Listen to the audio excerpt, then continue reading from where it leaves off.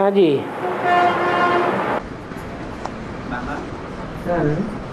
ये 108 मणकों का माला है ना बाबा, उनमें 9 धर्मों का 12 मुख्य मणके हैं। 12 के 9 ग्रुप हैं। पहले 12 सूर्यवंशी का ग्रुप और दूसरे 12 चंद्रवंशी का ग्रुप, चंद्रवंशी, और तीसरा 12 इस्लामी वंश का ग्रुप। हाँ जी, ऐसे ऐसे ऐसे। तो बाबा जगदम्बा चंद्रवंशी का बीज है ना? हाँ जी। तो उसने 108 की मणकों में 13 से लेकर 24 में आना है ना? तो दूसरा 13 से लेकर 24 तक। 13 से क्यों? माना दूसरा ग्रुप है चंद्रवंशी का ग्रुप हैं? दूसरा ग्रुप है चंद्रवंशी का ग्रुप, हाँ हाँ। दूसरा ग्रुप है सूर्यवंशी का ग्रुप। माला में ऊपर की ओर राइट साइड के 12 है और लेफ्ट साइड के 12 है। राइट साइड के सूर्यवंशी और लेफ्ट साइड के चंद्रवंशी, और उन 12 में जो पहले मणके हैं वो बिल्कुल नजदीक हैं बाप के। हाँ, तो 13 की क्या बात बताई? माना पहला ग्रुप सूर्यवंशी, दूसरा ग्रुप चंद्रवंशी, माना बाएं ओर और दाएं ओर। हाँ जी। हाँ, तो 108 के मणके चंद्रवंशी का जगदम्बा आता है बाबा। हैं? जगदम्बा का नंबर 108 है ना? जगदम्बा का नंबर 108 108वां। 108वां मणा। हाँ। हाँ। तो चंद्रवंशी का लास्ट मणके है ना? हैं? चंद्रवंशी का लास्ट मणके, नहीं, वो तो सबसे ऊपर है। पहला मणके। लेफ्ट साइड के मणकों में, लेफ्ट साइड के मणकों में जो पहला मणका है वो सबसे ऊपर है या नीचे? हाँ। तो 108वां मणका है। हाँ जी। और ये बाबा, ये काली है ना बाबा? हाँ। काली के कमरे पर खंडित हाथों का माला है। हैं? काली का कमरे पर, कमर पर खंडित हाथों का माला, काटे हुई भुजाओं का। खंडित भगवान की भुजाएं जो थी, सहयोगी भुजाएं थी, उन भुजाओं को काट लिया, माने तोड़ लिया, और अपनी कमर में जो लाज होती है उस लाज को ढक लिया।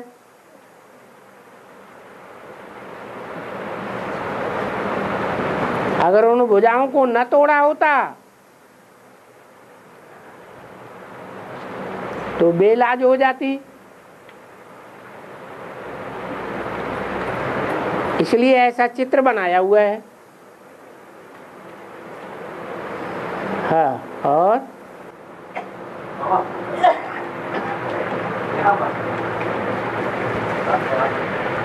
हाँ,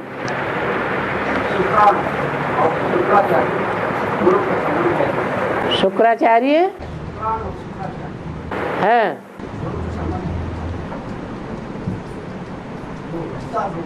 हैं?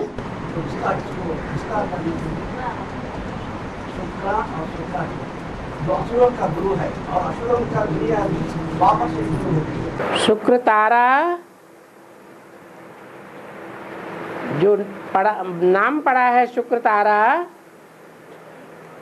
वो शुक्राचार्य के नाम पर शुक्र तारा नाम पड़ा है। हाँ जी। जैसे सोम चंद्रमा का नाम है, चंद्रमा के नाम पर सोमवार पड़ा है। शुक्र के नाम पर शुक्रवार नाम पड़ा है। हाँ, तो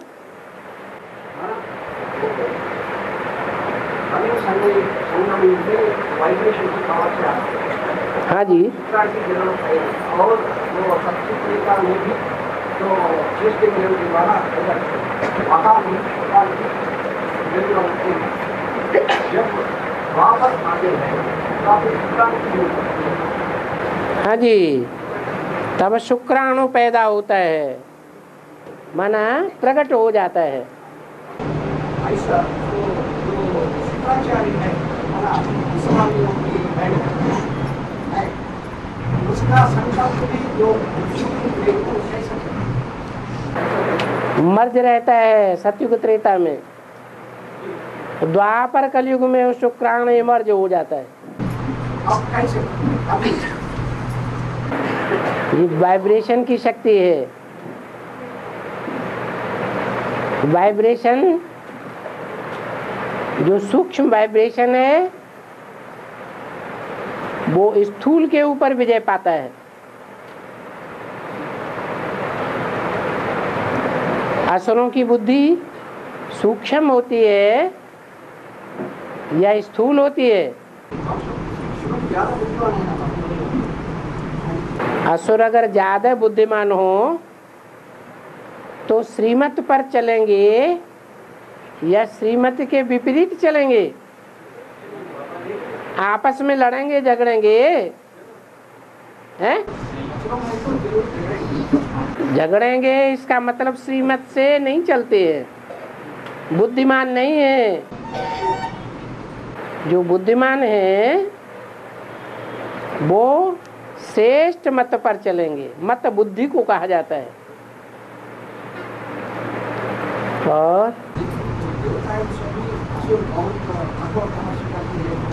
तपस्या करते हैं लेकिन भावना नहीं है,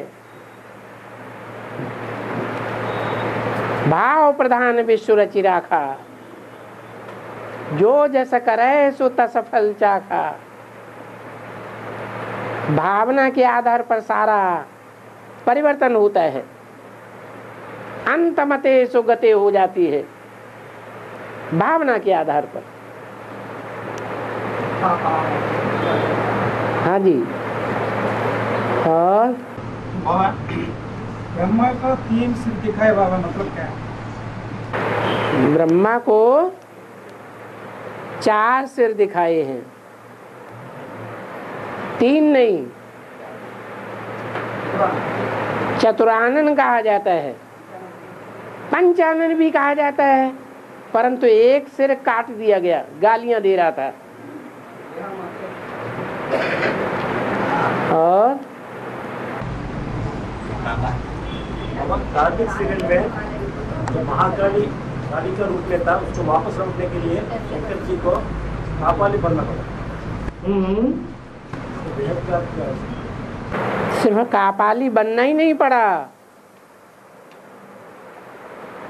धराशायी हो जाना पड़ा।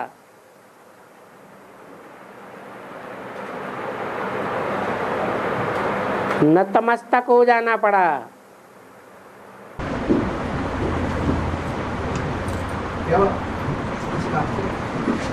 माता गुरु है। और बाबा सिर्फ माता को भी हैं? माता गुरु बिना उद्धार हो न सके। हाँ जी। सिर्फ एक माता को तो गुरु बनने वाला तो रावण हैं? रावण शांति, सिर्फ माता को ही गुरु मानते हैं, ये समझते हैं कि तो रावण को नहीं पता। देवियों को पूजा करने वाले को रावण शांति। देवियों,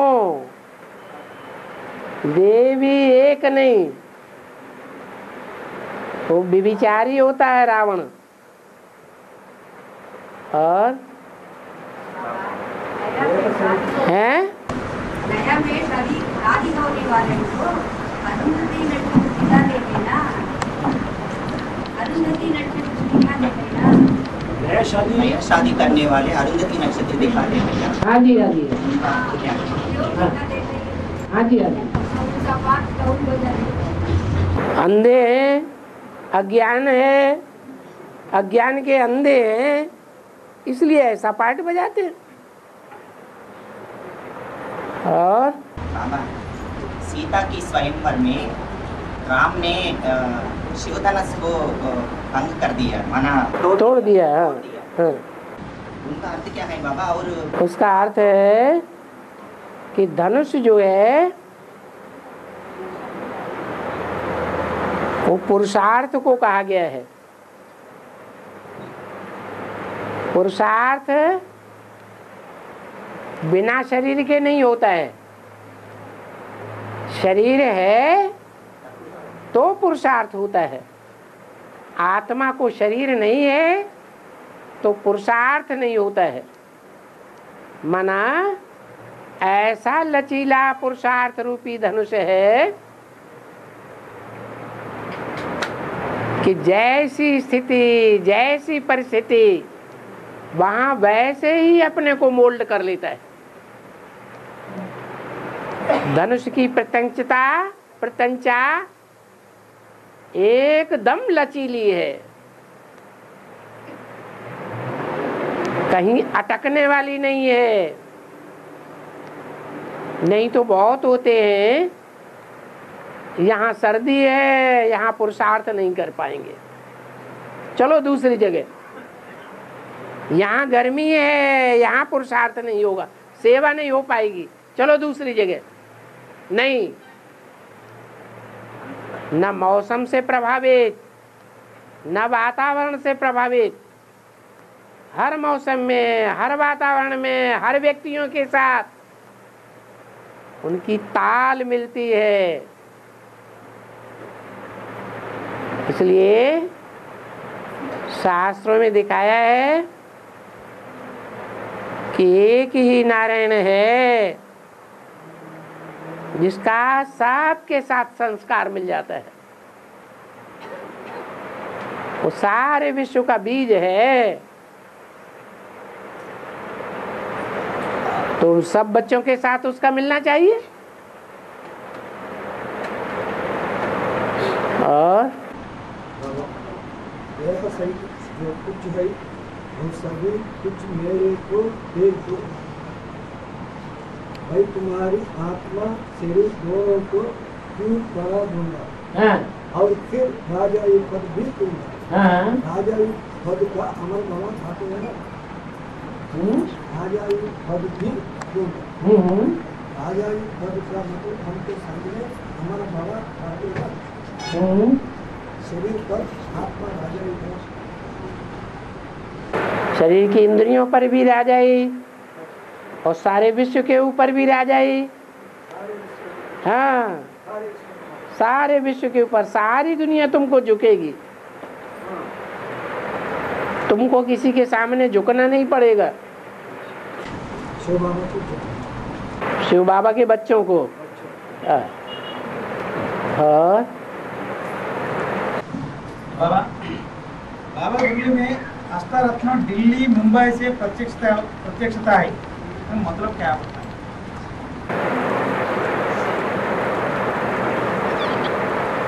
है? दिल्ली है स्थापनाकारी और बंबई है विनाशकारी। उसका नाम ही क्या है? बॉम्बे। ये बॉम्बे शब्द है जो बंबई की रचनाकार है,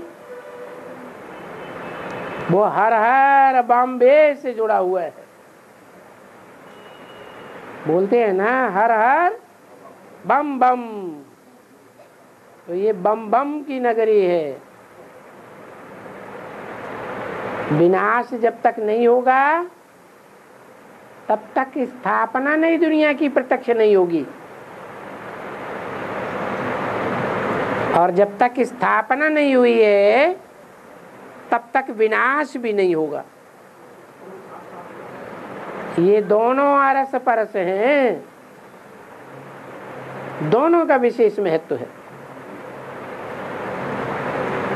दोनों काम संपन्न होते हैं तब पालना होती है। विष्णु द्वारा पालना। इसलिए बाबा कहते हैं समझाने का भी तरीका चाहिए। ऐसे नहीं ब्रह्मा द्वारा स्थापना, विष्णु द्वारा पालना, शंकर द्वारा विनाश, ये रंग हो जाता है। क्या कहना है? ब्रह्मा द्वारा स्थापना, फिर शंकर द्वारा विनाश, फिर विष्णु द्वारा पालना। ब्राह्मणों की दुनिया में भी देखा जाता है, पहले ब्राह्मण धर्म की स्थापना होती है, फिर जो 9 कुरियों वाले नंबरवार ब्राह्मण हैं उनमें आसुरी ब्राह्मणों का विनाश। आसुरी ब्राह्मण जो रावण कुंभकर्ण जैसे, मेघनाथ जैसे ब्राह्मण हैं, उनका विनाश, और वशिष्ठ विश्वामित्र जैसे ब्राह्मणों की स्थापना, फिर नई दुनिया की पालना। अभी नई दुनिया की पालना शुरू नहीं हुई है, विष्णु प्रत्यक्ष नहीं हुआ है। पालना शुरू होगी तो विष्णु भी प्रत्यक्ष होगा।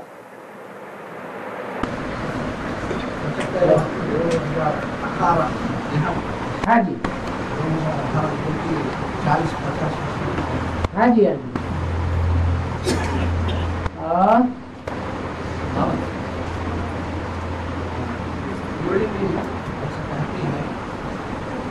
मैं 2 बच्चों को पढ़ाता हूँ, बीच में ये ब्रह्म सुन लेता है, समझता नहीं है।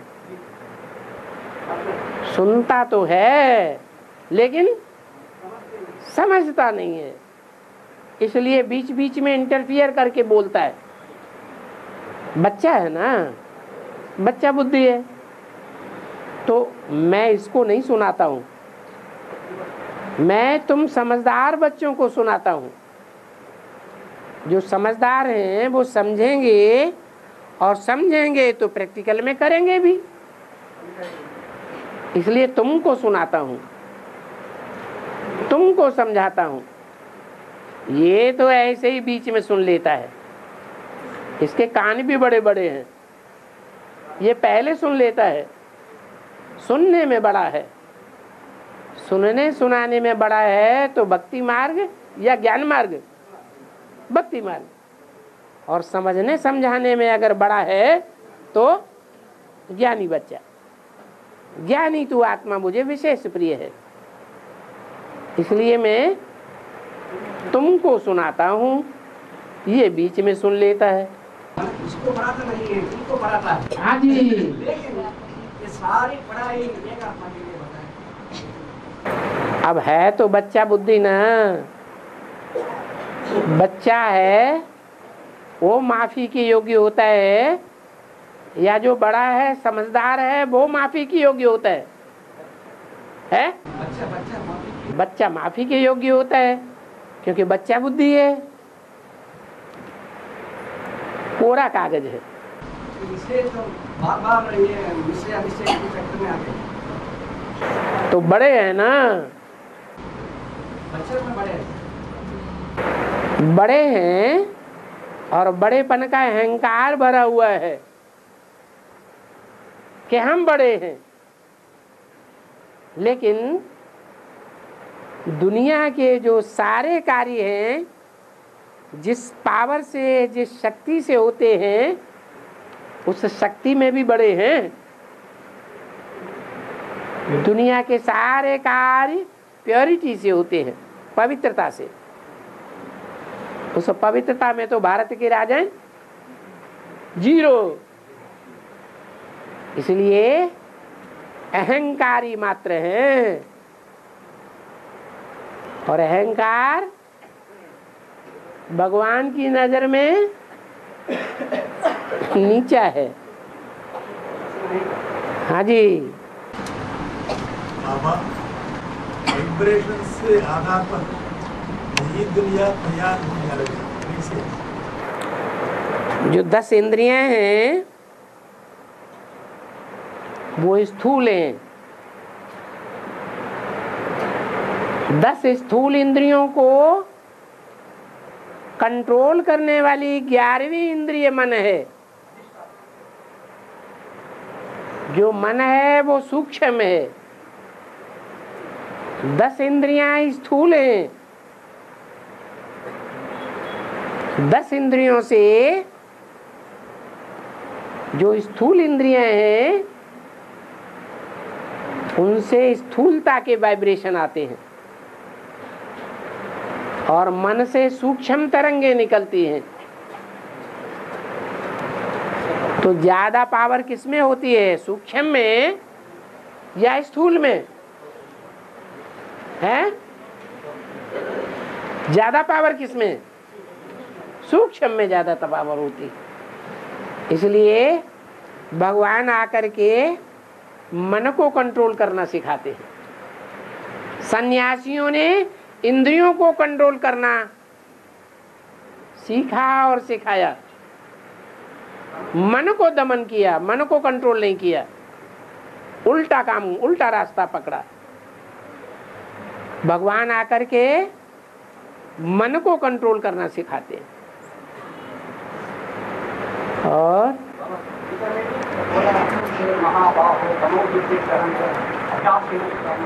हाँ जी,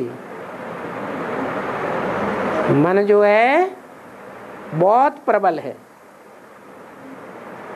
इंद्रियां निपराण्याहु, इंद्रियां बड़ी प्रबल हैं।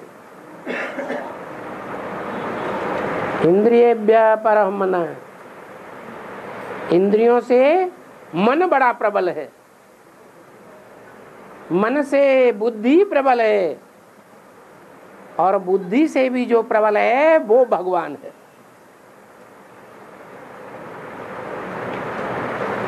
तो 10 इंद्रियां हैं, माने 10 धर्म पिताएं।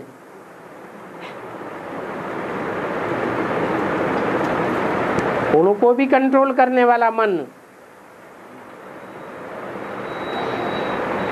मन रूपी घोड़े को कंट्रोल करने वाली बुद्धि, तीसरा नेत्र शंकर, और तीसरे नेत्र को, शंकर को भी कंट्रोल करने वाला शिव।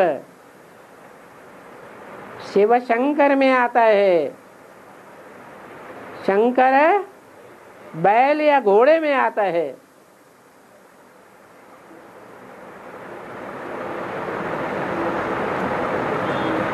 तो ये रूपक बनाया हुआ है शास्त्रों में, ढेर के ढेर चित्र बनाए हुए।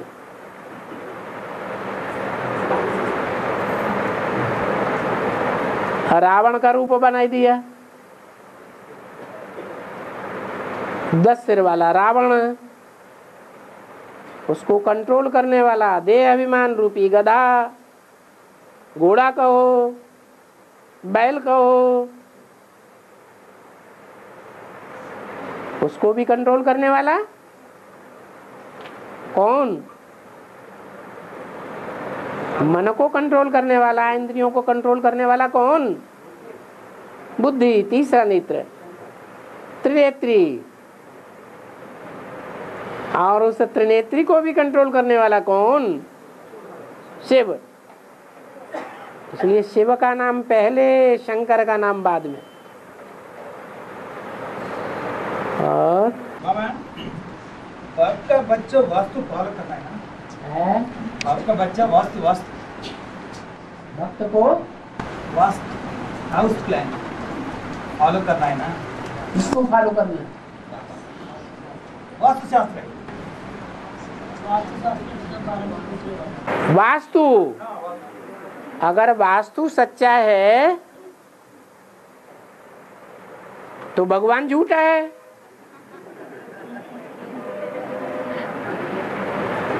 भगवान कहते हैं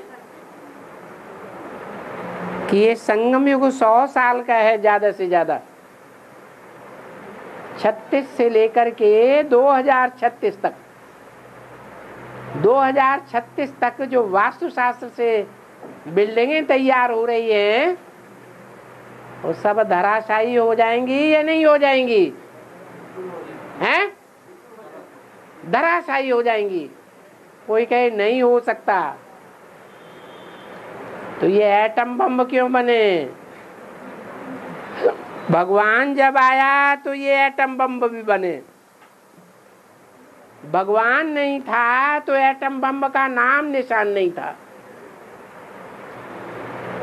भगवान आते हैं स्थापना के साथ साथ विनाश का मसाला भी तैयार कराए देते हैं। तो ऐसे नहीं है कि मनुष्य का बनाया हुआ ये वास्तुशास्त्र सच्चा है। असली वास्तुकार तो भगवान है, जो नई दुनिया आकर के बनाता है।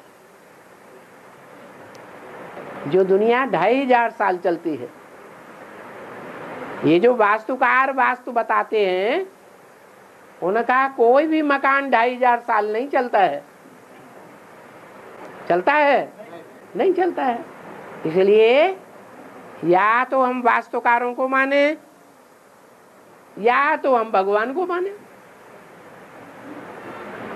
और बाबा, तिरंगा झंडा में बीच में अशोक चक्र दिखाते हैं। बीच में अशोक चक्र दिखाते हैं। हाँ जी। अशोक चक्र में 24 स्पोक्स दिखाते हैं। 24 अरे हैं। उनका अर्थ क्या है बाबा? और अशोक चक्र का अर्थ तो चक्र अशोक माने शोक नहीं, ऐसा चक्र जिसमें शोक नहीं है, कोई दुख नहीं है। लेकिन जो चक्र है उसमें तो मुख्य 4 अरे हैं। भले 4 से 24 अरे दिखाई गई। सतयुग त्रेता द्वापर कलयुग। सतयुग त्रेता सुख की दुनिया, द्वापर कलयुग दुख की दुनिया। तो शोक तो है, लेकिन वो शोक सबके लिए नहीं है। कोई आत्माएं ऐसी भी हैं जो आदि से लेकर के अंत तक, जैसे देवी देवता सनातन धर्म प्रायः लोप होता है, पूरा लोप नहीं होता है, ऐसे ही देवी देवता सनातन धर्म की 8 आत्माएं हैं जो कभी दुखी नहीं होती हैं। हाँ, जो नीचे नहीं गिरेगा तो ऊपर भी नहीं उठेगा। जो जितना ऊंचा उठता है उतना नीचा भी गिरता है। इसलिए नियम बना हुआ है कि माया अंतिम जन्म में उन आत्माओं को भी नीचे गिराती है थोड़े समय के लिए। लेकिन जिस समय के लिए नीचे गिराती है उस समय उन आत्माओं में ईश्वर का ज्ञान होता है। ईश्वरीय ज्ञान की पराकाष्ठा के आधार पर वो अपने को दुखी महसूस नहीं करती। इसलिए कहा है ये ऐसी आत्माएं हैं 8 जो 8 आत्माएं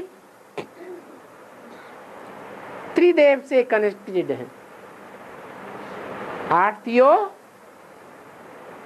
8 गुणे 3, 8 इंटू 3 24 अरें।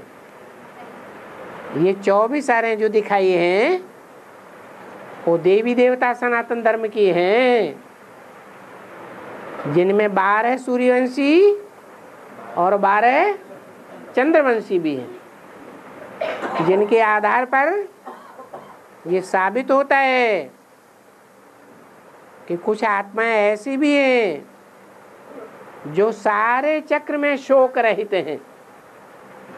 इसलिए इस चक्र का नाम अशोक चक्र है। और बाबा, आदि में सेवकराम 1937 में सुप्रीम से प्रवेश करते हैं। उत्तर में पूरा 100 साल होगा। 100 साल अंतर क्या है बाबा? क्या? आदि में सेवकराम 1937 में सुप्रीम से प्रवेश करते हैं। किसमें प्रवेश करते? सुप्रीम से सेवकराम। अच्छा, 76 में पूरा 100 साल होगा। 76 60 साल की उम्र में प्रवेश किया 36 में, और 36 में 40 साल जोड़े तो 76 आया। हाँ जी, 100 साल हो गया। 100 साल का अंतर क्या है? 100 साल का अंतर ये है कि ब्रह्मा की 100 साल आयु आई हुई है। 100 वर्ष में ब्रह्मा खलास हो जाता है। ब्रह्मा दाढ़ी मूछ वाला है, विकारी है या निर्विकारी? विकारी है। वो विकार 100 साल में खत्म हो गए तो निर्विकारी हो गया या विकारी रहा है? ब्रह्मा 100 साल की उम्र में खलास हो जाता है। तो जो दाढ़ी मूछ वाला विकारी है वो 100 साल में खत्म हो गया। तो दाढ़ी मूछ विहीन क्लीन शेव देवता बन गया। वो क्लीन शेव देवता एकदम स्थूल में बन जाएगा या पहले सूक्ष्म में बनेगा? पहले सूक्ष्म में बनता है। सूक्ष्म का मतलब यह है कि बुद्धि से सात्विक बन गया, तन से नहीं, मन से नहीं, तन की इंद्रियों से भी नहीं, लेकिन बुद्धि से जो निर्णय करता है वो बुद्धि से सत्य निर्णय करता है। इसलिए 76 से वो सात्विक स्टेज वाला बन गया। कौन सा ब्रह्मा? जो आदि ब्रह्मा परम ब्रह्म है वो। और बाबा, हाँ राम को 2 बच्चे दिखाते हैं ना? हाँ जी। लव और कुश। ये लव और कुश शत्रुघ्न और लक्ष्मण को हरा दिया। हाँ जी। शत्रुघ्न और लक्ष्मण बीज रूपी आत्मा है ना? हाँ जी। किसको हरा दिया? लक्ष्मण को और हैं? लक्ष्मण और शत्रुघ्न को हरा दिया। हाँ जी। वो लव और कुश भरत को नहीं हराया भरत को भी नहीं हराया। हैं? भरत नहीं युद्ध को नहीं गए, युद्ध मैदान को नहीं गए ना। हाँ जी। तो लव और कुश आधार मूर्ति है, आत्मा है ना? हैं? लव और कुश आधार मूर्ति आत्मा है। नहीं, लव है जिस्मानी लव, अर्थात इस्लाम धर्म, और कुश है कांटा, कांटे वाली घास, वो है क्रिश्चियन धर्म। इस्लाम धर्म का जो बीज है उसका नाम है लव। उसको शास्त्रों में दूसरा नाम दिया हुआ है कार्तिकेय, और दूसरा नाम है कुछ। गणेश के हाथ में क्या दिखाया जाता है? हथियार है। गणेश के हाथ में हथियार देखा है? हाथी का अंकुश। हाँ। वो दोनों शत्रुघ्न और लक्ष्मण को हरा दिया। हाँ जी। वो लक्ष्मण है बौद्धी धर्म। बौद्धी धर्म में सन्यास भी भरा हुआ है। जो क्रिश्चियंस हैं, जो मुसलमान हैं, जब उन्होंने भारत पर आक्रमण किया तो जो पक्के हिंदू थे वो कन्वर्ट नहीं हुए, बौद्धी कन्वर्ट हो गए, और अंत में आकर अभी सारे सन्यासी भी विदेशी बन गए। विदेशी पाश्चात्य संस्कृति को अपना लिया, इसलिए हार गए। और आपके सामने दृष्टि देते समय नहीं है, उसको दृष्टि मिलेगी नहीं। सेवार्थ काश के अंदर है, बाहर है। जो लोग आप दृष्टि देते समय क्लास के बाहर है जो लोग, उसको दृष्टि मिलेगी नहीं। सेवा में है उनको दृष्टि मिलता है। क्लास के सामने सेवा में है तो दृष्टि मिलेगा। सेवा में है उनको दृष्टि मिलेगा। हाँ, क्लास समय में। और सेवा में नहीं है उनको दृष्टि नहीं मिलेगा। वो पूछ रहे माता, मिलेगा नहीं मिलेगा, ऐसा कुछ है? हैं? अरे क्लास में आए, संगठन में आए तो संगठन का वाइब्रेशन बढ़ाया या नहीं बढ़ाया है? संगौ शक्ति कलौ युगे, कलयुग में संगठन की शक्ति होती है। ये इस्लाम धर्म सारी दुनिया पर राज्य क्यों किया मुसलमानों ने? इनमें यूनिटी थी, संगठन की ताकत थी। संगठन की ताकत होने की वजह से इन्होंने सारी दुनिया पर राज्य किया। इसी तरह अभी भी अकेला चना शिव बाबा बाढ़ नहीं फोड़ सकता। बाबा को भी बच्चों की प्योरिटी के आधार पर यूनिटी चाहिए। तो जो बच्चे संगठन में आकर उपस्थित हो जाते हैं, क्या वो सेवा नहीं करते हैं?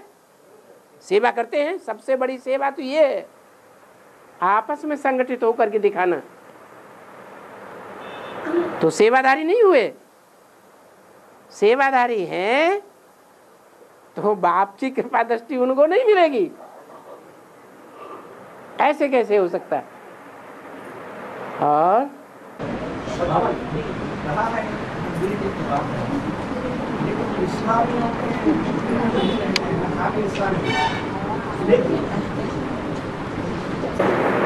हिंदुओं में कोई नियम नहीं है। एक एक राजा ने सैकड़ों रानियां रखी, और मुसलमानों में तो लिमिट है। तो ज्यादा प्योरिटी किसमें है? किसमें है? मुसलमानों में है। इसलिए उसका नाम रखा है पाकिस्तान, और इसका नाम हिंदुस्तान। ये ना पाकिस्तान।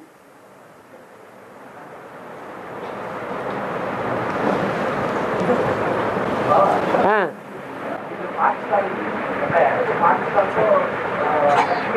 हैं? क्या? पाकिस्तान। ठीक है। हाँ हाँ हाँ जी।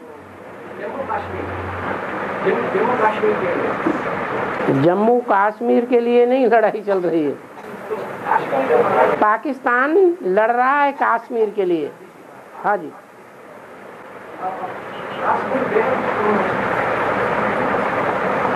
काश माने शायद, और मीर माना शहजादा। काश में शहजादा होता, शायद काश ऐसा होता, शायद ऐसा हो जाता। लेकिन ये उर्दू अल्फाज हैं। इस तरह की जो भावना है वो मुसलमानों की है। ये पाकिस्तान, ये कश्मीर हमारे अंडर में होता, लेकिन ऐसा होता नहीं है, क्योंकि भगवान भारत में आते हैं और भारत का सिरमौर है क्या? कश्मीर मत्था है। इसलिए वो अंत तक उनके कब्जे में नहीं आ सकता। और हाँ जी बाबा, हाँ, ये महाभारत में जब कर्ण का मौत निकट था, तब वो उनका गोल्ड सोना की दांत है वो तोड़कर भगवान को दान किए।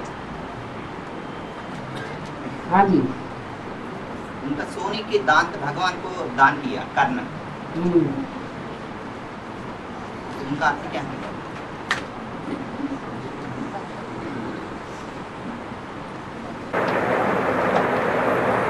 दांत से क्या किया जाता है? दांत से क्या करते हैं? दांत से चबाते हैं। जो चबाने का काम है वो दांत करते हैं। और दांत महारथियों के दो प्रकार के होते हैं। महारथी माने हाथी सवार। हाथी के दांत दिखाने के और चबाने के और। कर्ण महारथी था या नहीं था? हैं? महारथी था। तो जो दांत था सोने का, वो सोने का कवर चढ़ा होता है या पूरा दांत सोने का होता है? कवर निकाल के दे दिया, दिखावा दे दिया। असली ताकत तो फिर भी उसके पास थी। और जब बाहर लोगों को सेवा करते हैं हैं, बाहर लोगों को सेवा करते समय किसी ने एक प्रश्न पूछा। हाँ, कामधेनु को भस्म कर शंकर ने। हैं? शंकर ने कामधेनु को भस्म कर दिया। भस्म कर दिया। हाँ, पूछा जब मोहिनी अवतार से प्रभावित हुआ शंकर, हैं? मोहिनी अवतार से शंकर से प्रभावित हुआ। मोहिनी अवतार होते हैं। हाँ, पर शंकर ने उस अवतार से प्रभावित हुआ ऐसा दिखाया। मोहिनी पर शंकर जब अमृत बांटने के लिए विष्णु ने मोहिनी अवतार डाला। हाँ, जब असुरों में झगड़ा हुआ तो उनके झगड़े को खत्म करने के लिए मोहिनी रूप धारण किया विष्णु ने। हाँ, वो मोहिनी अवतार के बाद शंकर जी ने मोहिनी अवतार से प्रभावित हुआ ऐसा क्या?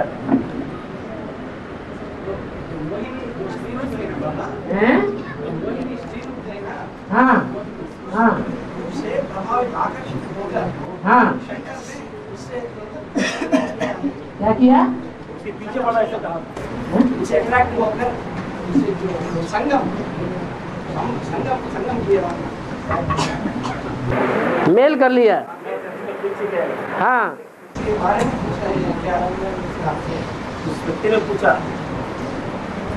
विष्णु कोई अलग है क्या? विष्णु है या वास्तव में वैष्णवी है? वास्तव में क्या है? वैष्णवी शक्ति ही विष्णु है।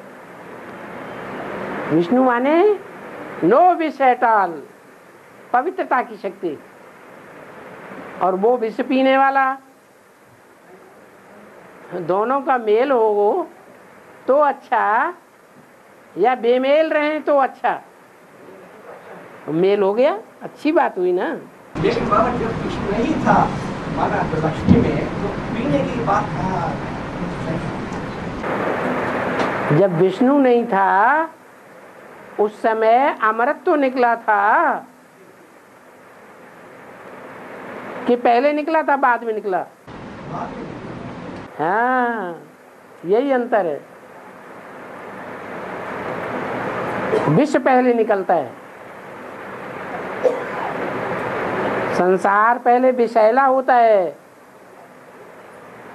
शिव आकर के उस विष को पी लेते हैं।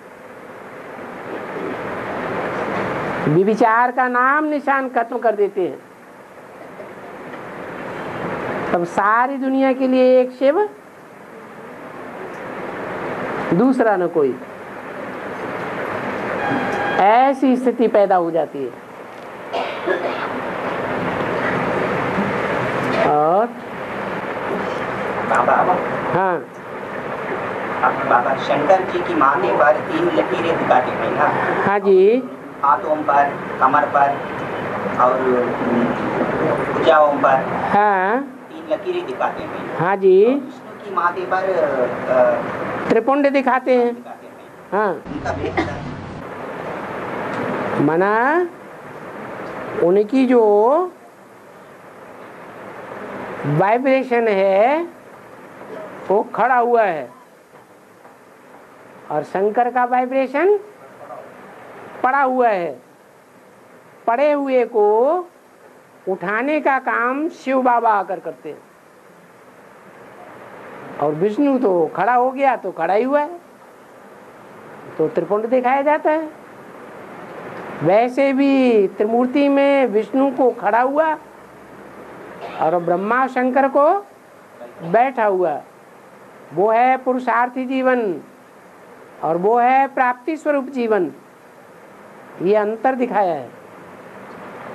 और बाबा शिवशक्ति हमको ऊपर गलत दृष्टि डालते हैं, उसकी शूटिंग क्या होती है? शूटिंग संगम में होती है ना, है? तो अभी गलत दृष्टि डाल दे नहीं है क्या? शक्तियों को अपने प्रभाव में नहीं लेते क्या? नहीं लेते तो शूटिंग हो रही है। बाबा हाँ पीके वालों ईश्वरीय संतान है, हैं? पीके वालों ईश्वरीय संतान है। हाँ शंकर पार्टी नाम डालते थे, वो तो उन्होंने डाला, शिव बाबा ने थोड़ा ही डाला। Shankar party, Brahma party, Vishnu party, मानना है बाबा। जो भगवान के पहलौटी के बच्चे हैं उन्हें में ही अगर पार्टीबाजी शुरू हो जाएगी तो कलयुग के अंत में जो पैदाइश होगी उसकी तो बात ही क्या कहना। ओल्ड इज गोल्ड होना चाहिए या पत्थर और लोहा होना चाहिए? गोल्ड होना चाहिए। तो शिव की पहली संतान, ओल्ड से ओल्ड संतान ब्रह्मा विष्णु त्रिदेव हैं। उनमें पार्टीबाजी कहाँ से आ जाएगी? वो तीनों मिलकर के एक हैं या अलग अलग हैं? एक हैं। ये अज्ञानियों की निर्णय की निशानियां हैं जो उन्होंने Shankar party, Brahma party, Vishnu party नाम दे दिया। और बाबा ये मेघनाद माना मेघ का नाद, उनका अर्थ? मेघ माने बादल, नाद माने आवाज, माना बादल की तरह गड़गड़ाहट की आवाज करने वाला। युद्ध करने के लिए हनुमान जी की कंधे पर राम और लक्ष्मण बिठाकर उनके युद्ध करते हैं ना बाबा, इंद्र से। हाँ जी, उनका अर्थ क्या है बाबा? राम और लक्ष्मण हनुमान जी की भुजा कंधे पर बिठाकर उनसे युद्ध करते हैं। हनुमान का पार्ट किसका है? और ब्रह्मा जो है वो हवा में उड़ने वाला है या नहीं है? तो वो हवा में उड़ता है। रामकृष्ण की आत्माएं, वो आत्माएं ऐसी पार्टधारी है जो ऊंची स्टेज पर नहीं उड़ सकती, विकारी शरीर होने के कारण। तो हनुमान उन्हें अपनी शक्ति, शारीरिक शक्ति प्रदान करते हैं, वो है सूक्ष्म शक्ति। अंत में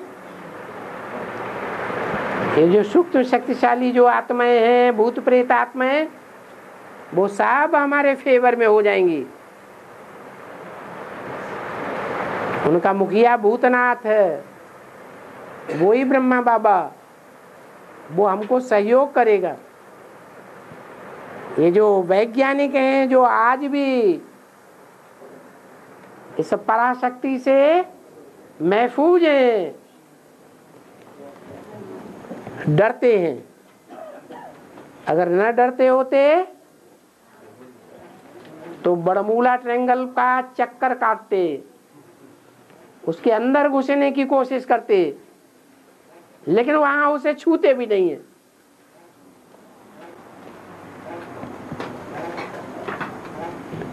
ये पराशक्ति जो सूक्ष्म आत्माओं की शक्ति है, भूत प्रेतों की शक्ति है, वो शक्ति ब्रह्मा बाबा के कंट्रोल में हो जाएगी। सारी भूत प्रेत आत्माएं उनके कंट्रोल में आ जाएंगी। अच्छा है बुरा दोनों होगा। जो बुरे हैं वो भी अच्छे हो जाएंगे। और ये वैज्ञानिक तो स्थूल तक ही सीमित है। उन्हें उन सूक्ष्म शक्तियों के बारे में कुछ पता नहीं है। आज की दुनिया में 50% से बीमारियां भी ऐसी हैं, 50% से भी ज्यादा है, जिन बीमारियों को वैज्ञानिकों के यंत्र पकड़ ही नहीं पाते हैं। नॉर्मल है, नॉर्मल है, नॉर्मल है। जब बीमारी नहीं पकड़ में आती है तो इलाज क्या करेंगे, दवाई क्या देंगे? ये पकड़ शक्ति बाबा ने योग बल के आधार पर हमको दी है। अपन को आत्मा समझो, आत्म की स्थिति में रहेंगे तो भूत प्रेतों का कोई आवेश नहीं हो सकता। भूत प्रेत आपको कोई नुकसान नहीं पहुंचा सकते। वो सूक्ष्म शरीरधारी हैं। आप सूक्ष्म शरीर को भी त्याग देते हैं जब बिंदु रूप स्टेज में स्थिर हो जाते हैं। आप उनसे भी ज्यादा सूक्ष्म हो जाते हैं। इसलिए वो आत्माएं उन सूक्ष्म शरीरधारियों के ऊपर सवार होकर के लड़ाई लड़ेंगी और विजयी बनेंगी। और बाबा तो बताए ना, बाबा ने तो जैसा आदि में हुआ वैसा अंत में होगा। हाँ जी, बताए ना? तो अभी जो नियम रखा है दिया है बाबा ने, तो संस्कृत गीता की श्लोक एक श्लोक हर एक दिन हर एक बच्चा स्टूडेंट जरूर बताना है। तो हम ऐसे समझ रही है जैसा आदि में संस्कृत गीता की अर्थ बताते बाबा बताते थे, अभी अंत समय आ रहा है, वो यही है माना वो आदि की समय जो है अब अंत में ये हो रहा है संस्कृत गीता की श्लोक बताना। हाँ जी, ठीक है। जो आदि में है सो अंत में। द्वापर के आदि में पहला शास्त्र कौन सा तैयार हुआ? गीता तैयार हुई। और द्वापर के आदि में द्वापर सतो प्रधान था या तमो प्रधान था? सतो प्रधान द्वापर था। तो जो सतो प्रधान द्वापर था उस समय शास्त्र भी सतो प्रधान थे, लिखने वाले कवि भी सतो प्रधान थे।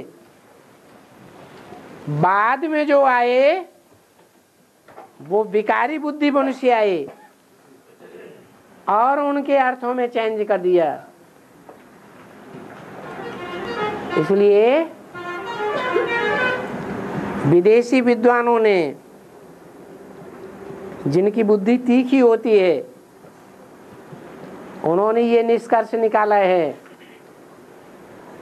कि आदि विद्वानों ने स्पष्ट लिखा है कि गीता पहले निराकारवादी रचना थी, बाद में उसमें साकार उपासियों ने कृष्ण का नाम डाल दिया।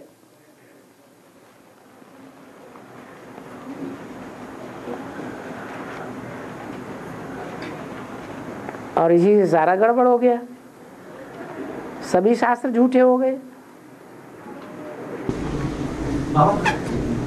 बाबा ने कहा तो गीता तो संस्कृत में नहीं पढ़ाया। नहीं, भगवान बाप आते हैं तो कोई संस्कृत में नहीं सुनाते हैं, वो तो हिंदी भाषा में ही सुनाते हैं।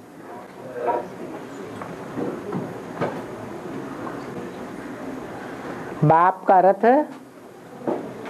अंतिम वर्षों में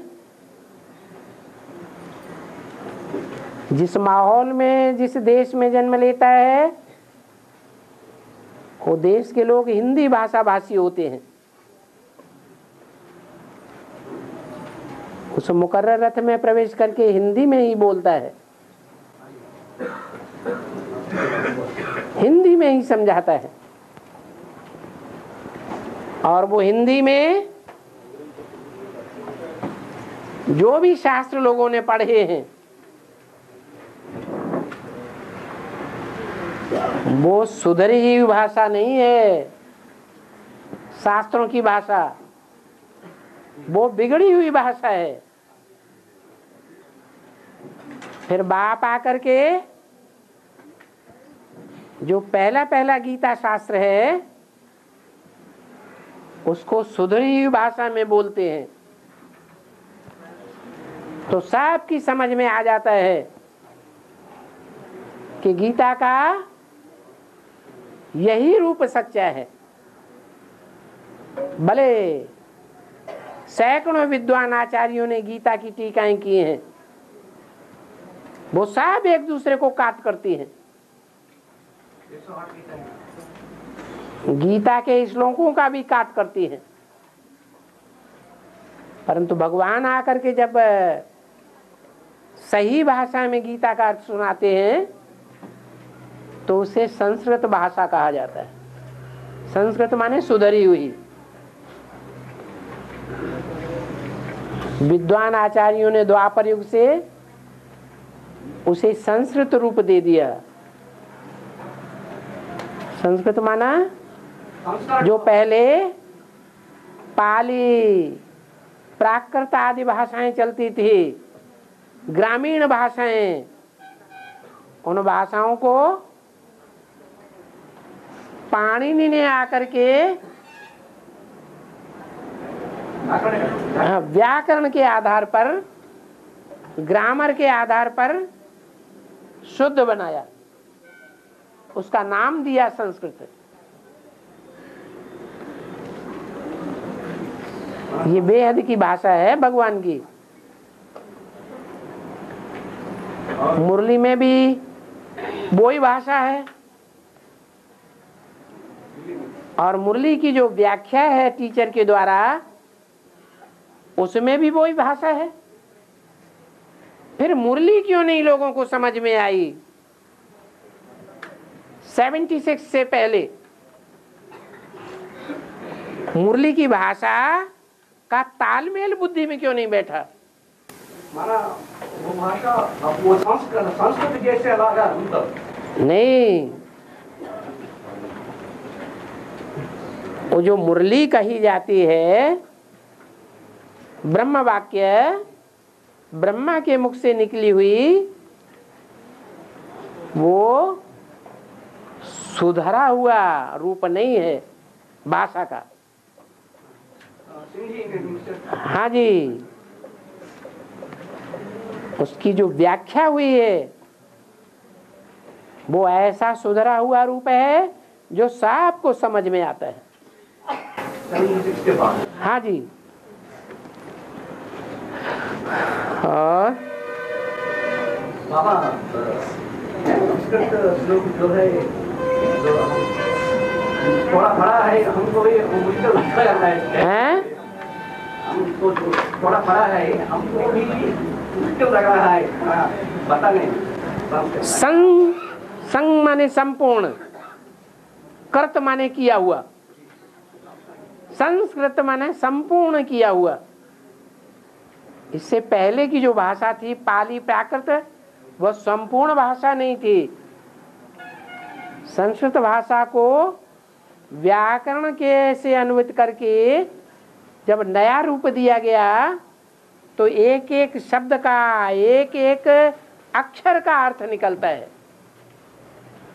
उस एक एक अक्षर को मिलाने से शब्द बनते हैं, और शब्दों को मिलाने से वाक्य बनते हैं। उन वाक्यों का निश्चित अर्थ होता है, इसलिए उसका नाम संस्कृत।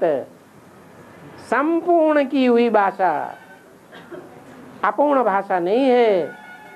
लेकिन वास्तव में देखा जाए तो समाज में कहीं भी संस्कृत नहीं उच्चारण की जाती। ये आर्टिफिशियल भाषा है जिसे संस्कृत नाम दे दिया गया।